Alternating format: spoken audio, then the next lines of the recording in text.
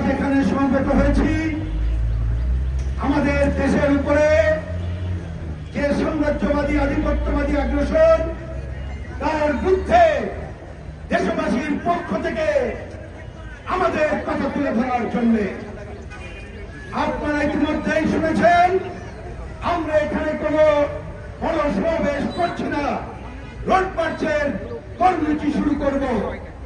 কিন্তু শুরুতেই আমি একটি কথা বলেই নেতৃবৃন্দকে আপনাদের সামনে পরিচয় করিয়ে দিয়েই আর আজকের উদ্দেশ্য নিয়ে কথা বলেই রোড মার্চের কাজ শুরু করব। বন্ধুগণ, আপনারা জানেন আজ কদিন পরেই জুলাই মাস শুরু হবে। বেশ কিছুদিন আগে আমাদের ঘরের উপরে কর্তৃত্ববাদী স্বৈরাচারী ফ্যাসিস্ট শাসন বসেছিল।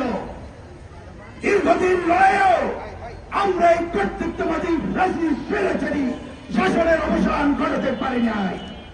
শেষ দিকে এসেই এক রক্তক্ষয়ী সংগ্রামের মধ্য দিয়ে গণঅভ্যুত্থান সংগঠিত করে সেই স্বৈরাচারকে হটাতে হয়েছে। আমরা তাই কথার শুনতে 2024-এ গণঅভ্যুত্থানে যারা শহীদের জীবন দিয়েছেন তাদের স্মৃতির প্রতি শ্রদ্ধা জানিয়ে আমাদের এই সামগ্রিক কর্মকাণ্ড শুরু করব। বন্ধুগণ, আমরা একই সাথে আজকে কথা মনে করব, এই যে সাম্রাজ্যবাদী আগ্রাসন এটা দীর্ঘদিনের, আমাদের দেশের উপরে আগ্রাসন দীর্ঘদিনের।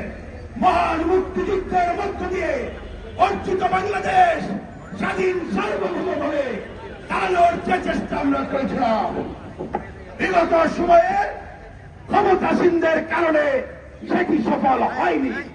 আমরা মনে করি গণঅভ্যুত্থানের আকাঙ্ক্ষা আর মুক্তিযুদ্ধের আকাঙ্ক্ষা হল গণতন্ত্রের আকাঙ্ক্ষা, স্বৈচ্ছর মুক্তির আকাঙ্ক্ষা, আধিপত্যবাদ আর সাম্প্রদায়িকতা বিরোধী আকাঙ্ক্ষা।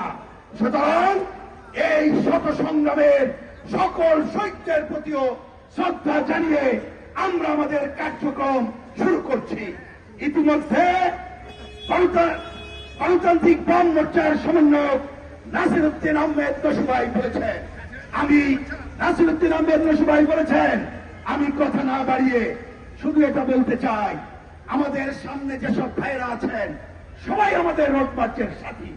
হয়তো আমাকে একটু অন্যায় কাজ করতে হবে, বাইরের সবার নাম বলতে পারছি না, ক্ষমা করবেন। এখানে বিভিন্ন দলের প্রতিনিধিরা, একজন সিনিয়র নেতৃবৃন্দ আছেন, শুধুমাত্র